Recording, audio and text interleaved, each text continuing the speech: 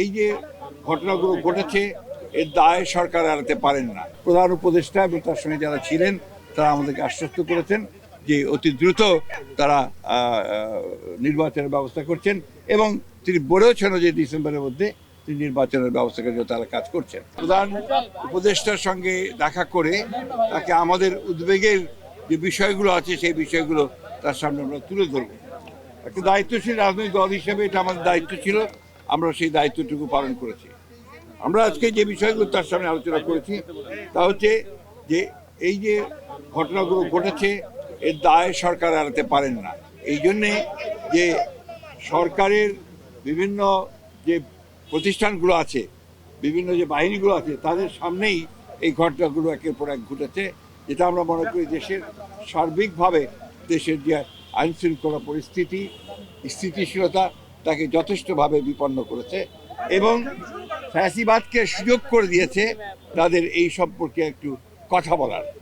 দ্বিতীয়ত হচ্ছে যে আমরা এই সরকারের সঙ্গে যেটা বারবার বলে এসেছি, এটা অন্তর্বর্তীকালীন সরকার, সুতরাং দ্রুত নির্বাচনের জন্য আমরা তাদেরকে আবারও তাগাদা দিয়েছি এবং ন্যূনতম যে সংস্কার সেই সংস্কারগুলো সম্পূর্ণ করে যে কাজ তারা করেছেন ইতিমধ্যে কমিশন রিফর্ম কমিশন করেছেন একটা, তাদের সঙ্গে আলোচনার ভিত্তিতে আপনার একমত হওয়ার প্রেক্ষিতে আপনার কনসেনসাস হওয়ার প্রেক্ষিতে আপনার দ্রুত নির্বাচন দেওয়ার বিষয়টা আমরা তাদের সঙ্গে কথা বলেছি।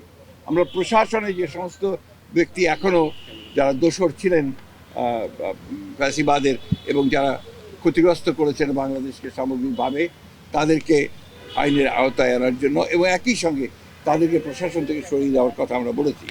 আমরা যারা অর্থনৈতিক ক্ষতি করেছে, লুট করেছে, যারা লুণ্ঠন করেছে, তাদেরকে আমরা আবারও ফিরিয়ে আনার জন্য, টাকা ফিরিয়ে আনার জন্য একই সঙ্গে তাদেরকে আইনের আওতায় নিয়ে আসার জন্য আমরা সেটা দাবিগুলো করেছি।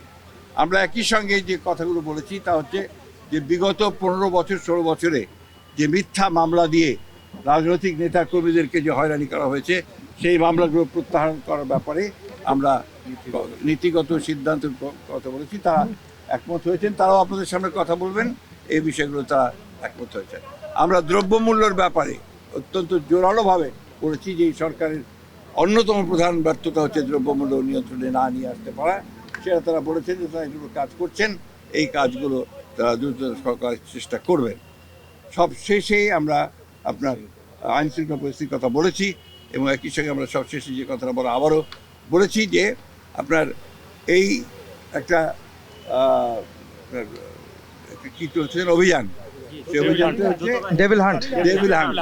আমরা অতীতেও অনেক অভিযান দেখেছি, সেই ধরনের কোনো পুনরাবৃত্তি যেন না হয়, অর্থাৎ কোনো ইনোসেন্ট মানুষ যেন না হয় এবং এটা নিয়ে আবার যেন কোনো রকমের সমস্যা তৈরি করা না হয়, এই কথাগুলো আমরা অত্যন্ত জোরের সঙ্গে বলেছি। প্রধান উপদেষ্টা এবং তার সঙ্গে যারা ছিলেন তারা আমাদেরকে আশ্বস্ত করেছেন যে অতি দ্রুত তারা নির্বাচনের ব্যবস্থা করছেন এবং তিনি বলেওছেন যে ডিসেম্বরের মধ্যে তিনি নির্বাচনের ব্যবস্থা করে তারা কাজ করছেন। আমরা আশা করব যে জনগণের আশা যেটা আছে, প্রত্যাশা আছে যে অতি দ্রুত এবং একটা রোড ম্যাপ ঘোষণা করবেন তিনি, সেটার মধ্যে দিয়ে আমরা ডিসেম্বরের মধ্যেই নির্বাচন সম্পন্ন হবে বলে আমরা প্রত্যাশা করছি, জনগণ প্রত্যাশা করছি। এবং সেই সঙ্গেই আমরা যেটা বিশ্বাস করি যে গণতান্ত্রিক সরকারের যে আপনার ট্রানজিশন হবে গণতান্ত্রিক ব্যবস্থায়, সেটা অনেক সহজ হয়ে যাবে যদি আপনার একটা নির্বাচন অনুষ্ঠিত হয়।